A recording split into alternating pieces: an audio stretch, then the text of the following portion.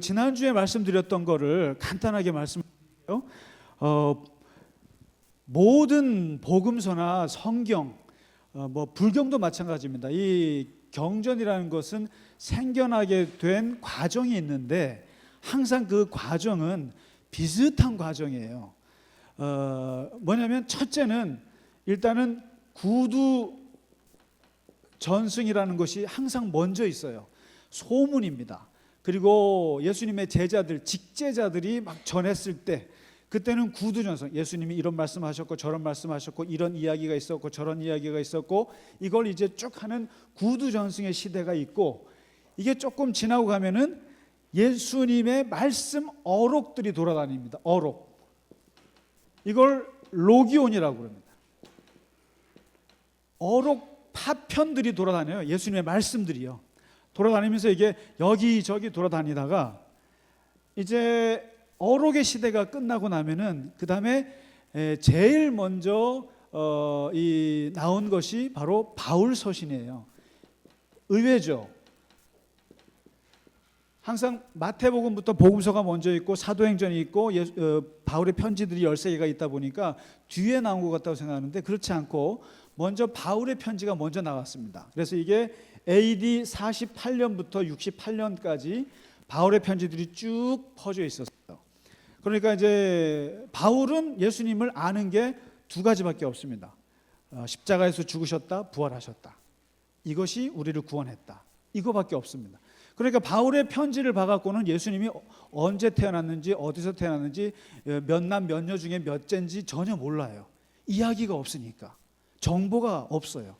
그러다가 이제 처음으로 등장한 게 AD 70년경에 등장한 게 마가복음이라고 말씀드렸죠. 마가복음이 제일 먼저 등장했고, 그 다음에 70년대쯤에 등장한 게 80년대쯤에 등장한 게 바로 마태복음.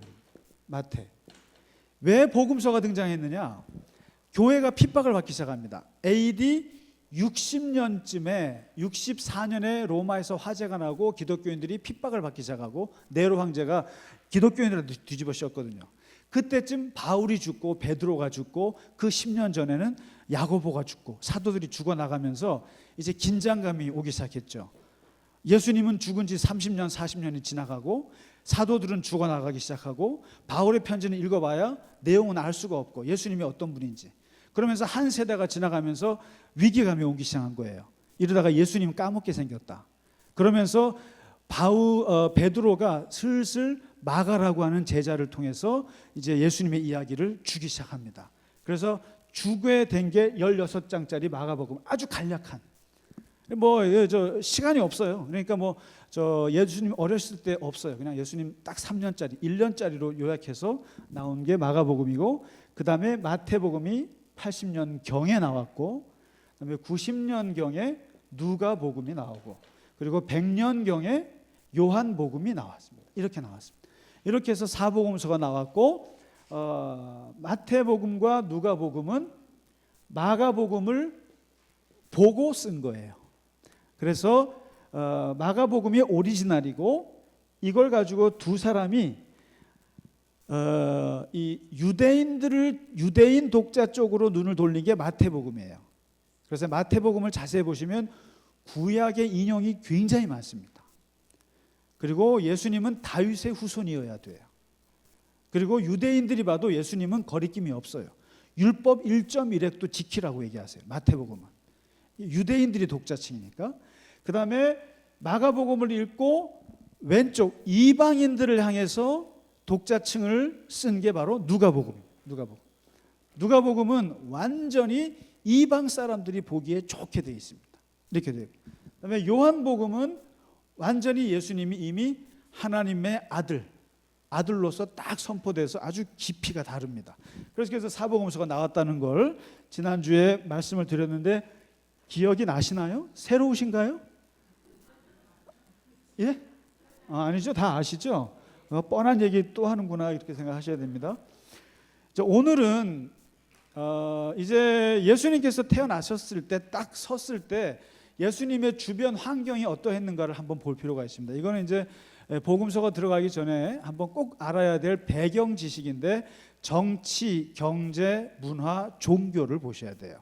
그래서 이제 예수님이 딱 태어나서 보니까 세계의 문화가 확 소용돌이치는 시대에 태어났습니다.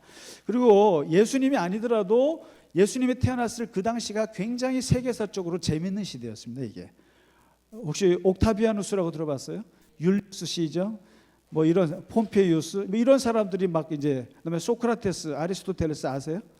플라톤? 이게 다 예수님 이 주변에 전에 이렇게 막 움직였던 역사들인데 뭐냐면 예수님이 딱 태어났을 때 군사적으로는 로마 제국이었습니다. 로마. 군사 문화는 전적으로 라틴, 그러니까 군사 로마 문화 제국 속에 들어갔습니다. 그러니까 예수님의 딱 보니까 로마 총독이 있고 그다음에 총독 뒤에는 시저가 있습니다. 로마 황제가 있습니다. 황제. 그러니까 이게 쉽게 말해서 1915년 뭐 20년쯤에 태어나신 우리 어르신들은 딱 태어났더니까 저기 있는 거죠. 일본 총독부가 있는 거죠.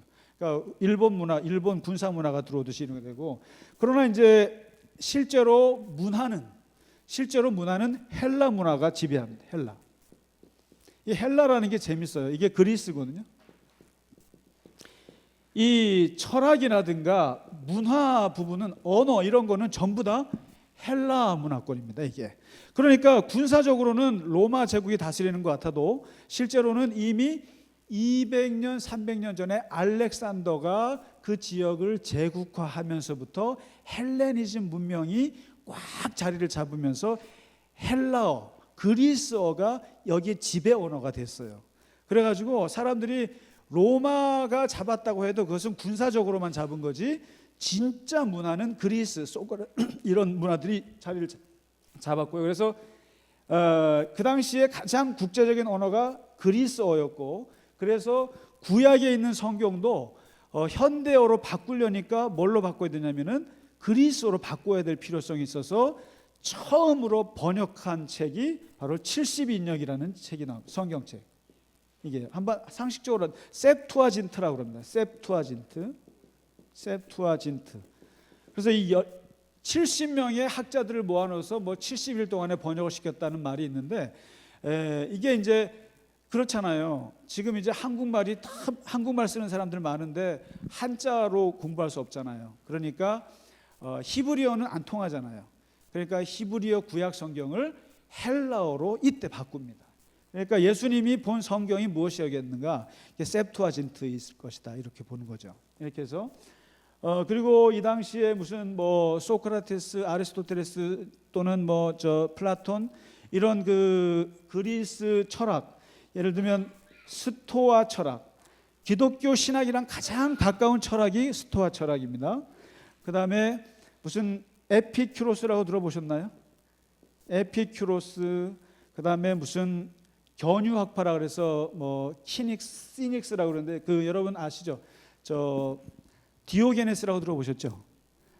이게 그 견유학파, 견유라는 게 들개란 뜻이에요. 돌아다니는 개. 그러니까 우리는 개 하면은 정말 똥개라고 생각하지만은 이 지중해 지역에서 개는 자유의 상징이에요. 자유의 상징. 원더링. 그러니까 돌아다니면서 하는데 이 철학자들 중에는 자유롭게 돌아다니면서 개처럼 사는 사람들이 있어요. 그런 학파가 있었습니다. 플라톤이 속한 스토아 학파가 있었고 에피큐로스 학파 같은 쾌락주의 학파도 있었고 그다음에 이런 회의주의 학파도 있었고 또 이 견유주의 학파가 유명한데 이 대표적인 사람이 디오게네스잖아요. 이 디오게네스가 뭐 한 사람입니까? 알렉산더 대왕이 와가지고 하도 유명해가지고 디오게네스한테 뭐 하나 하고 와서 당신 내가 알렉산더인데 뭐 도와줄 거 없어? 그랬더니 뭐라 그래요? 빛이나 가리지 마 임마 이러잖아요. 임마라고는 안 했겠죠. 빛이나 가리지 마시오. 그러니까 필요 없어. 그만큼 이 디오게네스가 유명한 사람인데 왜 이게 중요하냐면 이 당시에 이러한 철학 학파들이 있었어요. 근데 예수님은 사실상 견유학파에 가까우신 분이세요.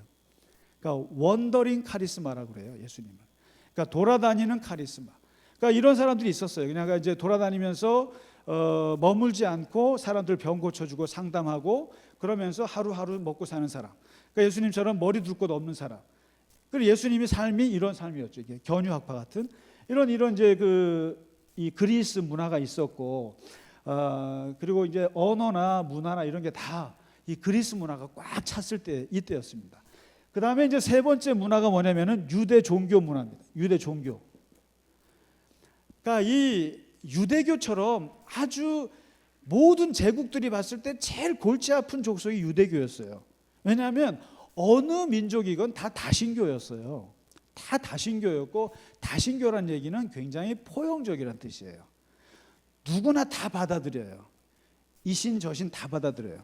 그래서 우리 무당협회에서 무당회의할 때 가서 예수님을 소개했더니 그랬다지 않습니까? 무당들이 아이고 그렇게 훌륭한 신이 있었어요?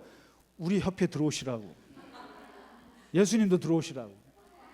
그러니까 다신교의 특징이에요. 그런데 이 유대교가 아브라함 때부터 소위 말해서 발전시켜낸 게 유일신이거든요. 유일신. 오직 한 신만 믿는다. 그것도 보이지 않는 신. 이걸 했기 때문에 굉장히 유대 종교는 독특했어요. 그래서 뭘 이렇게 식민지 가서 뭘 짓밟으면 하여튼 팍팍 튀는 게 유대인들입니다. 유대 종교에. 예를 들면 뭐 아까 우리 폼페이오스 들어왔을 때도 그렇고 이렇게 뭐 성전을 건드리면 막 난리를 칩니다. 유대 사람들이. 이제 그래서 이 유대교와 그다음에 헬라의 철학, 문화, 언어와 로마의 군사 문화가 이렇게 막 소용돌이 치는 시대에 예수님이 태어나셨다는 것입니다. 태어나셨고 예수님이 태어나셔서 활동했을 때는 이제 그야말로 로마 제국의 최고의 황제는 율리우스 시저예요. 시저란 말이 어디서 나냐면 율리우스 시저에서 나왔거든요. 그 다음 사람이 옥타비아누스고 그 다음이 디베리우스인데 예수님은 디베리우스 때 태어나신 거죠. 디베리우스. 그래서 이제 요럴 때 태어났고 그리고 그리고 이제 예수님이 이렇게 이제 갈릴리에서 태어나서 계시면 정치 권력이 웃겨요. 쉽게 말하면 왕이 있긴 있는데 헤롯이라는 왕이 있습니다. 헤롯 왕이 있어요. 그 다음에 헤롯 왕이 최고인 줄 알았더니 얘보다 더 센 게 있는데 총독이 있습니다. 총독. 이거는 로마에서 보낸 총독입니다. 그러니까 현지 왕입니다. 그 다음에 종교 권력은 누가 가지고 있냐면은 대제사장들이 갔어요. 제사장. 그래서 정치 권력, 종교 권력이 예수님 주변에 다. 근데 이제 이걸 왜 말씀드리냐면은 결국 예수님을 죽음에 이르게 한 사람들이 다 이 사람들이거든요. 그러니까 쉽게 말하면 고종 황제가 있어요. 고종 황제가 있지만 고종 황제 앞에 조선 총독부가 있어요. 총독이 있어요. 그 다음에 무슨 우리는 이제 종교가 워낙 다원주의 종교니까 없습니다만은 어쨌든 유대 종교를 대표하는 대제사장, 성전을 지키는. 근데 이 사람들 이제 좀 이따 말씀드리겠습니다만은 엄청난 기득권자들이죠. 그래서 이제 이런 구도 속에서 예수님이 이제 태어나셨고 이제 사셨고 활동을 하셨는데 여기서 꼭 기억해야 될 게 헤롯입니다. 헤롯. 이 헤롯은 복음서를 읽으실 때 우리를 가장 헷갈리게 하는 가문이에요. 왜냐하면 헤롯으로만 쭉 나오는데 복음서부터 저 사도행전까지 쭉 걸쳐 나오는데 맥락을 모르고 읽으면 전부 다 그 헤롯이 그 헤롯인 줄 알아요. 그런데 자세히 보면은 4대 가문에 한 6, 7명 정도의 헤롯이 나옵니다. 다른 사람입니다. 다. 그러면 이제 어떻게 되느냐? 첫째는 헤롯 대왕이 나옵니다. 첫째가 헤롯 대왕. 여기 이제 뒤에 도표를 보시겠습니까? 도표를 보시면 설명이 좀 쉽죠. 1대가 헤롯 대왕이 나오고요. 1대입니다. 헤롯 더 그레이트라고 합니다. 헤롯 더 그레이트. 그 다음에 2대가 나오는데 이게 이제 헤롯의 아들들 3명 나옵니다. 3명. 헤롯 아켈라오, 헤롯 안디바스, 헤롯 빌립 이렇게 나오죠. 그 다음에 3대가 나오는데 헤롯 아그리빠라고 나옵니다. 헤롯 아그리빠 1세. 그다음에 4대가 나오는데 헤롯, 아그리파 2세 나오죠. 여기서 중요한 인물은 헤롯 대왕입니다. 이 사람은 참 재밌는 사람이에요. 억수로 운이 좋은 사람이고, 또 이 사람은 어디 출신이냐면은 에돔 사람이에요. 에돔이 뭐예요? 에서가 세운 족속이에요. 에서가 누굽니까? 에서가 누구 형이더라? 야곱의 형이지. 아이고, 배가 고파가지고. 야곱의 형이잖아요. 이 말은 뭐냐면 야곱의 후손이 이스라엘이에요. 그리고 에서의 후손이 에돔이에요. 그러니까 이것은 이방도 아니고 이웃도 아니에요. 그러니까 이웃 사촌인데 사이는 안 좋아요. 이게 이런 거죠. 그런데 이 에돔 출신의 사람이에요, 헤롯이. 근데 이 아버지가 대단해요. 안티파터라는 사람인데, 안티파터, 이 사람이 아예 정치적으로 뛰어난 사람이어갖고 로마 황제들을 상대합니다. 로마 황제들 사이에서 줄타기를 기가 막히게 잘해요. 그러면서 항상 힘 있는 실세들한테 달라붙어서 공을 세우고, 또 얘가 망하면 여기에 붙고, 이렇게 해서 유대의 총독 자리를 꿰찹니다. 이 사람이 총독, 아버지가. 그런데 이 아들 헤롯은 더 뛰어나요. 더 뛰어나가지고 이 로마 황제들의 아주 기가 막히게 마음에 들게 해가지고 총독 정도가 아니라 아예 역사상 유례 없이 이방인 출신의 이스라엘 왕이 됩니다. 왕은 다윗 왕처럼 본토인이 되어야 되죠. 그런데 이 에돔 출신의 왕이 된 거예요. 이게 뭐 어떻게 보면 그걸 뭐라 그러죠? 이전에도 없었던 것. 쉽게 말하면 장로님 뭐라 그러죠? 하여튼 아이고, 갑자기 한자가 생각이 안 나요. 전무후무한, 죄송합니다. 전무후무한 왕으로 자리를 잡는데, 이 사람이 어떤 면에서는 굉장히 똑똑한데 가정사 쪽으로는 사이코패스입니다. 이 사람이 사이코패스고, 어떻게 보면 우울증 환자고, 그 다음에 정말 사람을 죽여놓고 울다가 웃다가 이런 사람이에요. 그러니까 이제 이 사람은 꿈이 솔로몬이었어요. 건축광입니다. 그래서 이 사람이 딱 유대인의 왕이 됐을 때 유대인들이 좋아했겠어요? 싫어하지. 아니 무슨 뭐 에돔 놈이 와서 왕 짓을 하네? 다 싫어하죠. 그러니까 어떻게든지 환심을 사기 위해서 내놓은 제1번 정책이 바로 성전 지어주기였어요. 아까 그랬잖아요. 이스라엘 사람들은 성전을 너무 사랑한다고요. 성전을 너무 사랑해서 이게 다 무너졌거든요. 2번 무너졌거든요. 근데 이제 이번에 3번째로 짓는데 솔로몬 때보다 더 넓게 지어줘요. 그래서 예수님이 계실 때 저 성전 무너질 거야 라고 했던 게 46년째 짓고 있는 성전이었습니다. 그러니까 엄청난 프로젝트를 쫙 평생을 거쳐서 하면서 유대인의 환심을 이제 사서 이제 하는데, 이 사람이 의심이 하도 많아서 자기의 아내도 죽이고 아내가 낳은 자식도 죽이고, 아내가 여럿이었겠죠. 근데 가장 중요한 아내가 누구였냐면은 마리암네라고요. 마리암네라고 있는데, 이 아내가 누구냐면 그나마 이 마리암네 때문에 유대인들에게 받아들여진 거예요. 왜냐하면 이 마리암네가 누구냐면 유대인이에요. 유대인 중에서도 어떤 유대인이냐면은 이제 그 예수님 오시기 조금 더 보면은 알렉산더가 다스리다가 33살에 죽잖아요. 30살에 죽잖아요. 그리고는 요게 헬라 제국이 2개로 쫙 갈라지잖아요. 그 프톨레미 장군이랑 셀류쿠스 장군으로 나눠서 둘이서 막 다투다가 셀류쿠스가 이겨가지고 이제 이 헬라가 이렇게 정복이 되는데, 그때 안티오코스 4세라는 인간이 나타나가지고요, 얘가 유대인들을 절멸을 시킵니다. 돼지고기를 성전에다가 막 올리고 할례를 못하게 하고, 그리고 그렇게 하는 엄마와 애를 다 죽이고, 이런 일이 벌어지거든요. 그때 유대인들이 참다 못해서 혁명해서 봉기가 일어나는데, 이걸 바로 마카비 혁명이라고 합니다. 마카비 혁명. 이 마카비라는 뜻이 쇠망치라는 뜻이거든요. 쇠망치. 그 맏다디아라는 사람과 다섯 아들이 같이 마음을 같이 해서 혁명을 일으켜서 승리해요. 이 셀류코스 안티오코스한테 이겨버려요. 그래가지고 이 사람들이 왕조를 세워요. 이걸 바로 하스몬 왕조라고 합니다. 하스몬 왕조.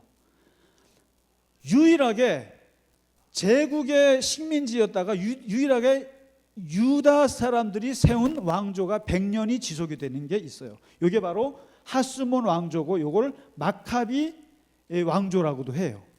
근데 여기 하스몬 왕가의 출신이 바로 마리암네예요. 그러니까 아주 유대인 귀족 중에 귀족 출신의 여자를 부인으로 안아서 그나마 유대인의 왕이 될 수 있었던 거죠. 헤롯 대왕이. 그렇게 해서 했는데 결국에는 전부 다 자기 자리를 빼앗는다라고 다 죽여요. 자식들을 다 죽입니다.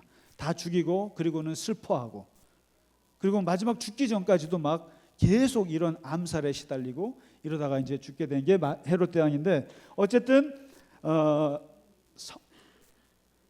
복음서에서는 어디에 나오냐면은 어렸을 때 예수님 친구들 죽인 사람 나오죠. 유아 학살한 사람.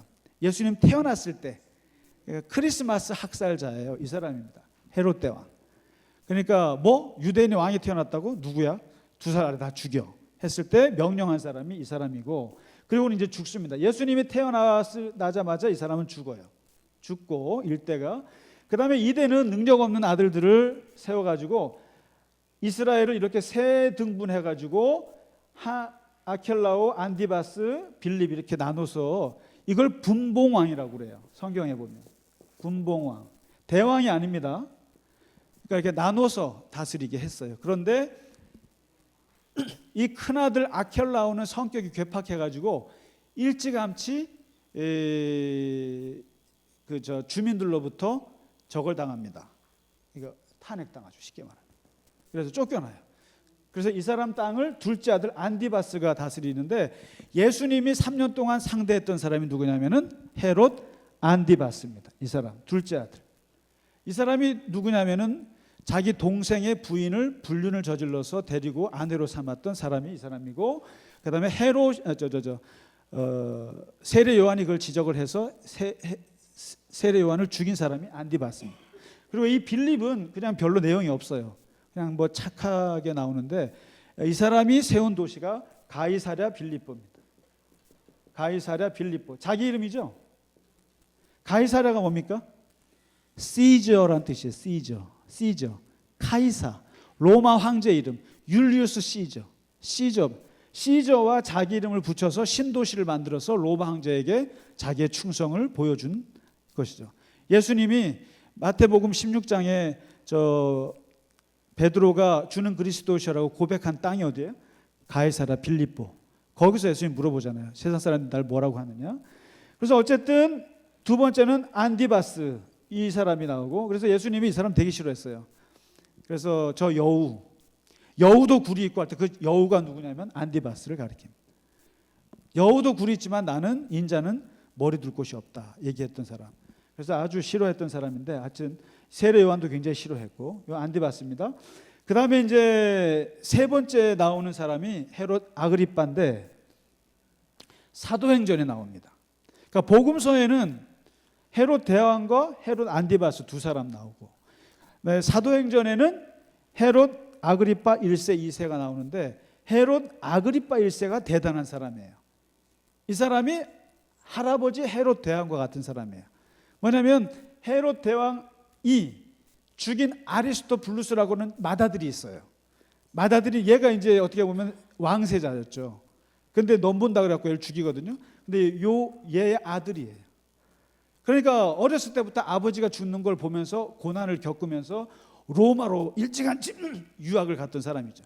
그래서 거기에서 또 옥타비아누스나 이런 사람들이랑 어울리면서 줄타기를 기가 막히게 해서 정말 뛰어난 사람인데, 거기서 로마 황제로부터 분봉왕이 아니라 할아버지처럼 유대 전체를 다스리는 대왕으로 등극합니다. 아그리빠 1세. 이 사람이 누구냐면 야고보를 죽인 사람이에요. 사도행전에서 야고보를 죽이고 베드로를 감옥에다가 집어넣고 이런 사람이, 이 사람이 사도행전 나오죠.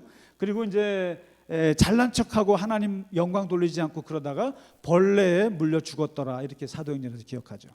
그러니까 진짜 뭐 어떻게 죽었는지 모르는데 어쨌든 사도행전 기자들은 아그리파 1세에 대한 기억이 별로 좋지 않습니다.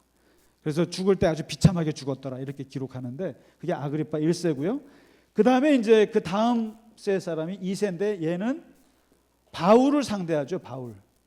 바울을 재판하는 사람입니다. 재판해가지고 로마로 압송할 때 나오는 아그리파 2세가 이 헤롯입니다. 그러니까 복음서부터 사도행전까지 나오는 헤롯은 무려 하나, 둘, 셋, 넷, 다섯, 6명이 나오는 거예요. 4대에 걸쳐서 6명이 나오니까 혹시 헤롯 나올 때 어느 헤롯인지는 좀 이해해 주셨으면 좋겠습니다. 넘어가겠습니다. 그 다음에 이제 중요한 배경 지식이 이제 요건데요. 그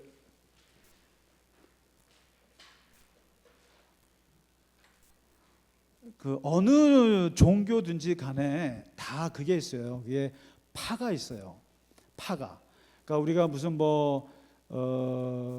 당연히 정치에도 개혁파가 있고 보수파가 있고 중도파가 있는 것처럼 이 종교에도 보면은 뭐 불교에는 무슨 뭐 조계종이 있고 또 뭐 태부종이 있고 천태종이 있고 나누어 있는 것처럼 또 뭐 대승불교 뭐 소승불교. 근데 기독교에도 보면 뭐 가톨릭 뭐 나눠지지 않습니까? 근데 이 유대 같은 유대교인이지만은 그 안에서도 이 하나님을 섬기는 그 태도들에 따라서 네 파로 쫙 갈라졌습니다. 어떻게 갈라졌냐면은 4개의 중요한 종교 파가 있었어요. 유대교 파예요. 근데 이 파가 예수님하고 굉장히 밀접한 관계가 있기 때문에 그렇습니다. 첫 번째 파가 사두개파라고 있어요. 사두개파가 있고 두 번째 파가 바리새파가 있습니다. 많이 들어봤죠?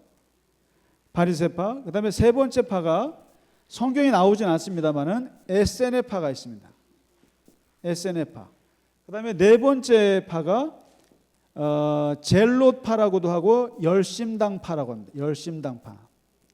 열심당파 이렇게 4개가 나와 있는데 이 사두개파는 일종의 제사장 그룹이에요. 제사장. 이게 이제 언제 생겨났냐면은 특히 사두개파 바리새파는 주님이 오시기 167년쯤에 마카비 혁명이 일어났거든요. 마카비 혁명이 일어나가지고 잘했어요. 그런데 이 마카비 왕조가 너무 오버를 해요. 그러니까 정치적으로만 좀 하면 되는데 종교적인 것까지 자기네들이 다 장악하기 시작을 했어요. 쉽게 말하면은 대통령께서 목사님까지 하시겠다고 덤비시는 거와 똑같습니다. 이렇게 하니까 아무리 그 고대 사회가 단순 사회라 할지라도 왕은 왕이거든요. 근데 왕이 제사장까지 하겠다고 덤비니까 여기에서 이것을 반대하고 일어난 파가 바리새파예요. 그 다음에 그 왕조를 옹호하고 일어난 파가 사두개파예요. 그러니까 이제 아시겠죠? 굉장히 사두개파는 보수적이에요. 제사장 그룹이고, 그리고 이 사람들은 예수님 당시에 유대 땅의 15%를 가지고 있는 사람들이었습니다. 굉장한 기득권자들이고, 그리고 이 사람들은 오직 성전 제사만 중요하다고 강조하는 사람들. 그러니까 예수님께서 성전을 둘러 엎었을 때 가장 충격받았던 사람들은 사두개파 사람들. 이 사람들 제사장, 기득권주. 그러니까 친로마적이고, 그리고 친헤롯적이고, 그리고 아주 뭐 그런 사람들이죠. 사두개파가. 그리고 이 사람들은 부활을 믿지 않습니다. 부활을 믿지 않아요. 아주 현실적인 사람들이에요. 이런 사람. 그런데 이제 여기에 비해서 이 바리새파는 이제 예수님이 가장 많이 싸웠던 사람들이 바리새파지만은 사실상 예수님도 이 4파 중에 어디에 들어갑니까? 그러면 바리새파에 들어가요. 사실은 뭐냐면 이 바리새파는 율법에 대해서 아주 엄청난 사람들입니다. 토라, 율법, 말씀하면 거기에 목숨을 거는 사람들이고 외우고 익히고 지키는 사람들이에요. 이 사람들이. 그래서 이 바리새파 사람들은요 6천 명밖에 안 뽑아요. 딱 6천 명의 머리 좋은 애들만 뽑아가지고 율법 공부를 시켜요. 그리고 완전 달달달 외웁니다. 이 대표적인 사람이 사도 바울입니다. 바리새파 출신입니다. 그래서 이 사람들은 율법을 안 지키는 건 참지를 못해요. 그리고 아주 강하게 가르치고 하는데, 여기에 바리새파 중에서도 딱 두 파가 나눠지는데, 하나가 힐렐이라고 하는 스승이 있고 하나는 샴마이라고 하는 스승이 있어요. 근데 이 두 사람이 스타일이 너무 달라요. 샴마이라고 하는 사람은 이 율법을 1.1획도 어기면 안 되는 사람이에요. 그러니까 예를 들면 안식일 날 8km 이상 걸으면 안 되거든요. 근데 8.1km가 걸으면 큰일 날 사람이에요. 근데 이 힐렐이라는 사람은 그런 식으로 율법을 지키면 안 된다. 사람이라는 게 율법을 왜 줬는지를 보아야지 그거 항목 하나하나 지키라고 구원받는 거 아니다. 그래서 본질을 캐묻는 사람들이 힐렐파인데, 예수님은 힐렐파일까요? 샴마일파일까요? 당연히 힐렐파에 속합니다. 그런 면에서 이제 앞으로 우리가 이제 공부하시면서 예수님이 논쟁하는 걸 보시면 여기에 이제 이런 게 번뜩번뜩 나옵니다. 그래서 이 바리새파가 있고요. 그 다음에 이제 세 번째가 여기 바리새파 출신으로는 니고데모가 나옵니다. 성경에 니고데모가 나오고요. 그 다음에 바울의 스승인 가말리엘이 나옵니다. 가말리엘 성경에 나오죠.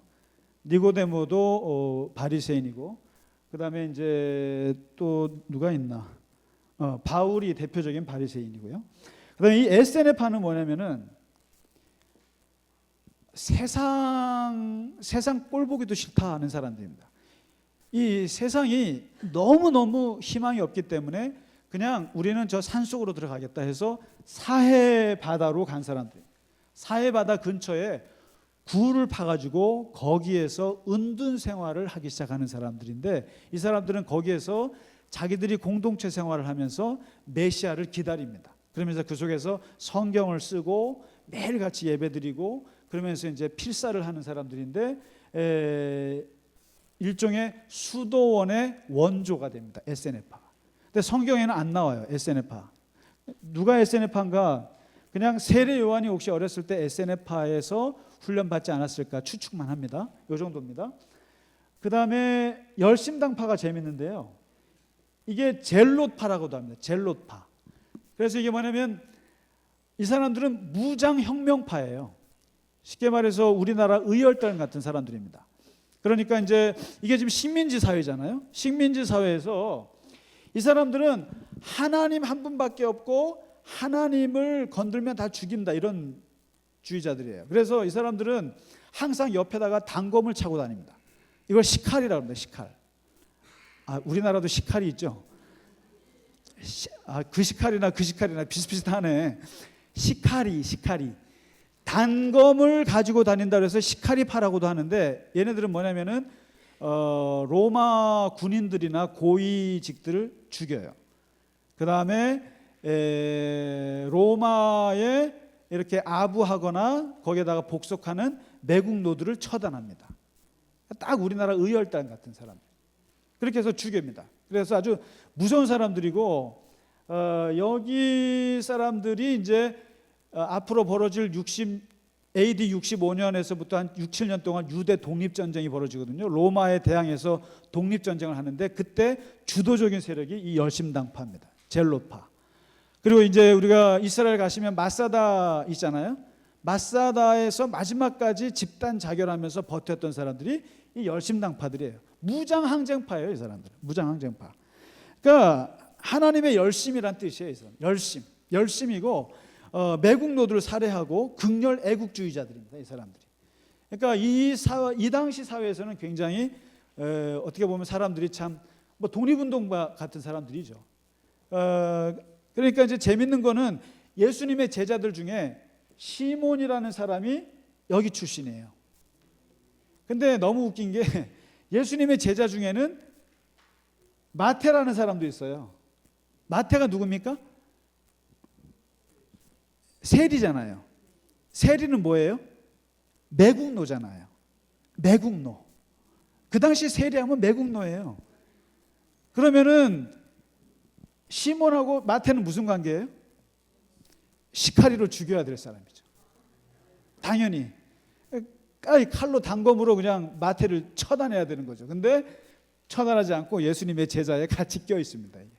그러니까 예수님의 제자들 안에 정치적인 지형들이 다른 제자들이 많이 껴 있었다. 재밌는 집단인 거죠. 그래서 이 네 가지의 이 종파가 있다라는 것을 좀 이해하시고, 여기서 이제 어쨌든 사두개파와 바리새파와 열심당파는 복음서에 나온다라는 거, 이 정도 배경 설명을 알아두시면 좋겠고요. 그리고 이제 예수님의 마지막으로는 뭐 어떻게 사셨을까? 이제 그러니까 예수님의 경제력은 기본적으로 하층민입니다. 예수님은 아무리 우리가 포장을 해서 잘 좀 럭셔리하게 받으려고 그래도 하위 30%에 들어갑니다. 상위 그룹은 못 되세요. 그런데 하위 30%라고 해서 극빈층은 아닙니다. 쉽게 말해서 완전히 노예 그룹은 아니에요. 그러니까 예수님이 태어나신 거는 베들레헴에서 유대 땅에 태어났지만 이제 앞으로 좀 이해하실 때 이스라엘을 볼 때요. 지금 남북 분열사를 공부해 보시면 북쪽 이스라엘이 있고 남유다가 이렇게 있잖아요. 있을 때 예수님은 어디 출신인가? 북이스라엘 출신이에요. 유대 사람이 아니에요. 예수님은 사실은 나사렛이라고 하는 곳은 굉장히 위에요. 갈릴리 사해 이쪽은 굉장히 북이스라엘 쪽이에요. 쉽게 말하면은 고구려 출신이에요. 그러니까 이런 거 있잖아요. 우리가 경상도 사람들은 뭐 저기 항상 1500년이 지났어도 우리는 신라의 후예 이러잖아요. 전라도 사람들은 백제 후예. 그다음에 이제 저 북쪽 분들은 다 기본적으로 고구려의 후예 이렇게 생각하잖아요. 우리도 그게 있지 않습니까? 근데 이스라엘 사람들도 그래요. 이게 남북 분열의 역사가 있다 보니까 북쪽 사람이구만. 남유다 사람이구만. 이게 구분이 있어요. 그러니까 예수님이 갈릴리에서 왔다 그러니까 나다나엘이잖아요. 아이고 갈릴리에서 뭐 선한 것이 나겠어. 뭐예요? 신라 사람들이 고구려 사람을 우습게 생각하고 또 백제와 고구려가 서로 막 이렇게 비난하듯이 똑같아요. 유대 사람들은 비웃어요. 북이스라엘을. 근데 예수님은 북이스라엘 출신이에요. 여기 나사렛. 근데 이 나사렛이라는 동네가 농업 지역이에요. 농업 지역. 그러니까 이 가난했다고 해서 이 농경 지역을 사는 사람들은 그 농사 짓는 문화 속에서의 상상력과 이런 게 있고, 그리고 예수님을 어떻게 보면은 그분이 그 율법을 토론하는 거라든가 엄청난 지혜라든가 그 말씀들의 상상력을 보면 이게 어렸을 때 이게 뭐 그냥 극빈층이 갖고는 그게 안 나와요. 아주. 근데 엄청난 그런 그 율법적 상상력을, 종교적 상상력을 그릴 수 있었던 것은 아마도 명문가의 쇠락한 집안이 아니겠는가. 명문가 집안이었는데 뭔가 쇠락했다거나 그렇다고 해서 아주 망한 집안은 아닌. 왜냐하면 8남매 장남이거든요. 8남매 장남이고 그 형제들이 다 있고, 그래서 그건 다음 주에 다루고요. 그래서 어쨌든 예수님의 경제력은 나빴지만 그렇게 나쁘진 않았을 것이다, 이렇게 볼 수가 있겠습니다. 그래서 마지막 오늘 말씀드리는 것은 어쨌든 예수님이 태어나셨던 요 시대가 굉장히 혼돈스러운 때였습니다. 그리고 굉장히 역사가 막 아주 그 어두울 때였습니다. 그래서 내가 메시아라고 주장하는 사람들이 진짜 많았어요. 진짜 많았고, 그리고 내가 이 세상을 구원하겠다고 나섰다가 죽은 사람도 되게 많고요. 그런 시대였고, 그리고 로마의 압제와 그다음에 그 헬라 문화의 아주 정신없는 것과 그리고 유대인들의 그런 피곤함들이 막 이게 섞여 있는 그런, 유대 종교도 희망이 없었어요 그때가. 사두개파는 땅 차지하기, 자기네 기득권 챙기기 그랬죠. 바리새파는 위선적이죠. SNL파는 아예 세상에 관심이 없죠. 열심당파는 그냥 폭력적이기만 하죠. 그런 상황에서 정말 난세의 영웅이 날까, 그리고 정말 희망이 있을까라고 할 때 그때 예수님이 태어나셨다. 이게. 그러니까 이제 다음 주부터는 이제 예수님의 어린 시절부터 한번 이제 본격적으로 들어가 보도록 하겠습니다. 자, 그래서 다음 주 숙제는요. 마태복음을 1장부터 4장까지 읽으시면 되고요. 그 다음에 누가복음을 1장부터 4장까지 읽으시면 됩니다. 그게 뭐냐면 사실은 예수님의 어린 시절부터 30세까지의 기록입니다. 그게 딱 예수님의 30년의 기록들이 나오는 부분이라 거기를 좀 읽어오시고, 가능하면 아마 예수님이 12살 때 성전에서 잃어버렸던 게 어디에 나오는지 요한복음에 나오나? 그거까지 하여튼 유년 시절을 다루겠습니다. 유년 시절과 그리고 예수님이 이제 시험하고 세례받는 딱 공생의 직전까지 다루도록 하겠습니다. 자, 오늘 질문 있으면 질문 받고 토론하는 시간을 잠깐 갖겠습니다. 네. 요즘 목사님께서 집필하시는 언어 철학에 대한 이걸 제가 조금 감명 깊게 읽고 있는데, 우리나라 이제 성경 번역이 옛날에 한문을 주로 했던 관주 성경임에도 불구하고 사실 중국 또 그 당시에 우리나라가 썼던 여러 가지 관공서 문서라던 것은 전한문이었거든요.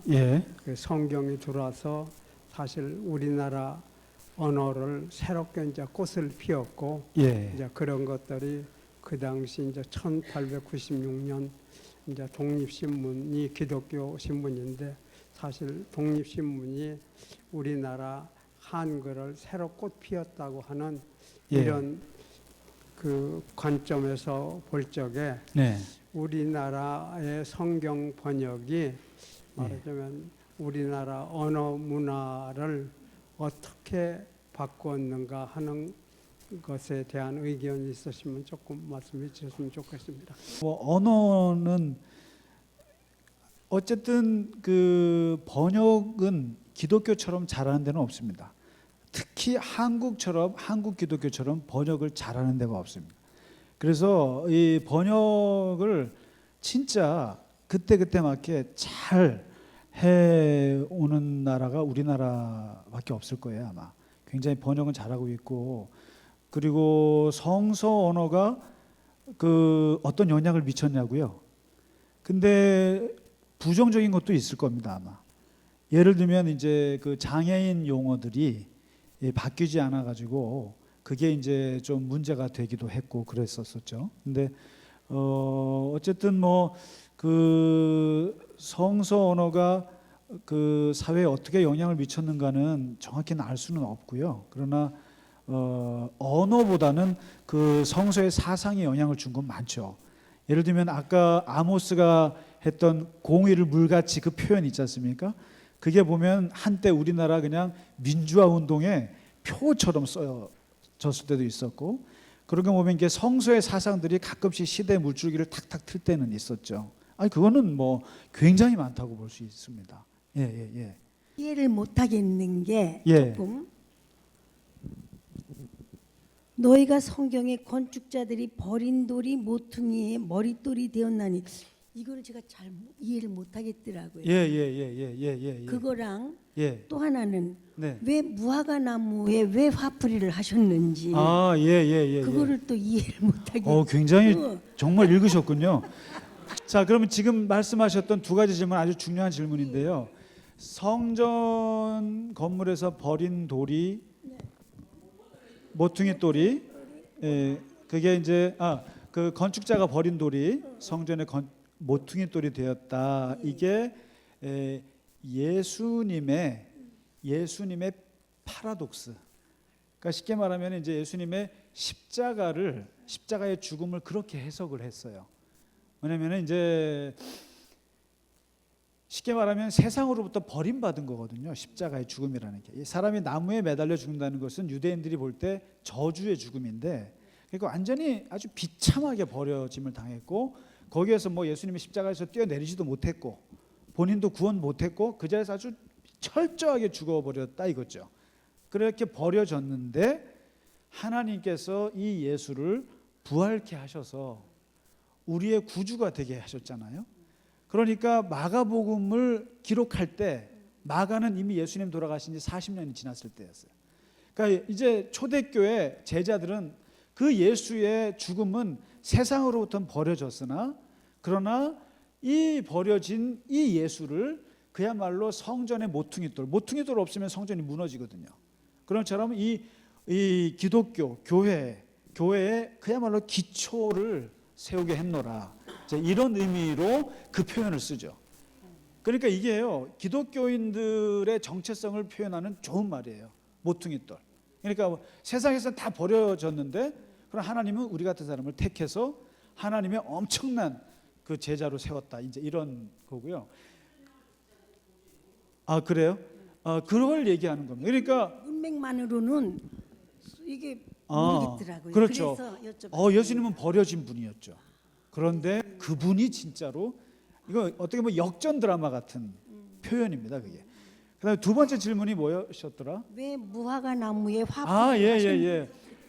그러지 않아도 그 무화과 나무에 화풀이 한 것 때문에 예수님이 좀 그 영국의 철학자 버트란트 러셀을 결국엔 실족하게 하셨어요. 이게 뭐냐면 그 버트란트 러셀이 나는 왜 기독교인이 아닌가라는 책을 썼어요. 여러 가지 이유를 달았는데 그 중에 하나가 바로 그 본문이에요. 아니 왜 아무 죄도 없는 무화과 나무에다가 화풀을 하면서 찢어 죽여버리지 왜? 뭐 이런 사이코패스가 있어 이러해요. 그러니까 그래 내가 볼 때 예수는 분노 조절이 안 되는 사람이거나 아니면 뭔가 정신적으로 문제가 있다. 러셀은 그렇게 본 거예요. 아니 그리고 이게 이제 예를 들면 합리적으로 이해를 해보려고 그랬어요. 예를 들면 무화과 나무가 가을에 열매를 맺을 때 안 맺어졌으면은 그렇다 쳐요. 그런데 이게 봄철에 저주를 당한 거예요. 봄철에 이게 열매가 맺을 때가 아닌데 했다고 하니까 이걸 갖고 그래서 이게 난해 구절에 들어가요, 사실. 이해하기 좀 어려운 구절이다. 그래서 그냥 예수님을 옹호하는 사람들은 이해 못 하겠다 그러고 이제 아주 러셀 같이 아주 무신론자들은 이거다. 이거 예수 진짜 웃긴 인간이다. 그렇게 해 갖고 이제 이렇게 뭐 이제 비판하는데 그것 좀 이해가 좀 안 되는 부분이긴 합니다. 그래서 뭐 왜 무화과 나무를 갑자기 그랬을까? 그리고 또 이게 하나가요, 목사님. 네네네 좋습니다. 이렇게 읽어 오시니까 질문이 많잖아요. 가버나움에서 예. 이제 예수님이 이렇게 말씀을 하셨는데 잘 먹히지를 않았다고 좀 나왔거든요. 예. 그래서 다음에 제자들한테 말하기를 네가 가서 말을 할 때 예. 그것이 너희들 말이 먹혀지지 않으면 신발을 털고 아주 다 털어버리고 그냥 나와라 이런 식의 그게 또 있더라고요. 예. 그래서 우리가 본 가버나움을 제가 이해를 못 하겠더라고요. 그 영화 자체를 네. 왜 가버나움인지. 예. 그래서 그거를 보고서는 가만히 있어봐. 그러면 예수님이 이 가버나움을 버리고 저주까지 했나? 네. 버려진 땅, 예, 저주받은 땅 예. 이렇게 이해하면 되는 건지. 가버나움을 그 나바퀴죠 아마 그 영화 보셨어요? 그 가버나움은 사실은 그 성경에 있는 갈릴리 북부 지역에 있는 가버나움이 아니고 레바논 베이루트 거기를 배경으로 한 영화인데 가버나움이라고 한 이유는 글쎄, 성경에 있는 가버나움에서 딴 건 맞아요. 글쎄. 근데 이 가버나움이 어떤 곳이냐면은 딱 두 가지 상징이 있어요. 하나가 기적. 그다음에 하나가 혼돈. 이 두 가지가 있어요. 그래서 이제 가장 많은 양의 기적이 이루어진 데가 가버나움이에요. 예수님의 기적이. 오병이어도 거기서 일어났죠. 뭐 산상수훈도 거기서 하셨죠. 온갖 병자들은 거기서 제일 많이 고쳤어요. 그런데 거기가 회개하지 않아 가지고 망했어요. 그래서 여기를 혼돈과 기적이 이렇게 공존하는 곳이 가버나움 이미지예요. 그래가지고 이 감독이 그걸 딴 거예요. 현재 지금 레바논 베이루트 난민의 상황이 이 혼돈 속에서 기적이 일어나기를 바라는 마음으로 가버나움이라고 붙였다고 그래요. 그렇다고 하는데 아무튼 그 가버나움이 예수님의 첫 제자들의 쉽게 말하면 제자 신학교가 생긴 곳이 가버나움이라고 말할 수 있어요. 가장 많은 활동이 많았고 예수님이. 그래서 거기에서 제자들도 많이 나왔고 이제 그런 것이죠. 또 질문이 뭐였죠? 가버나움 그거면 되나요? 뭐 하여튼 떨어버린다. 이게 이제 예수님의 기독교의 그 선교의 중요한 원칙이에요. 하나가 안 들으면 물러나라. 강요하지 마. 예, 강요하지 마라. 예, 근데 강요했던 역사가 있었죠. 십자군 전쟁. 근데 절대로 안 들으면 떠나라.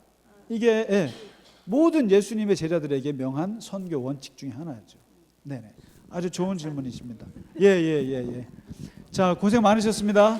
예, 오늘 마치도록 하겠습니다. 예.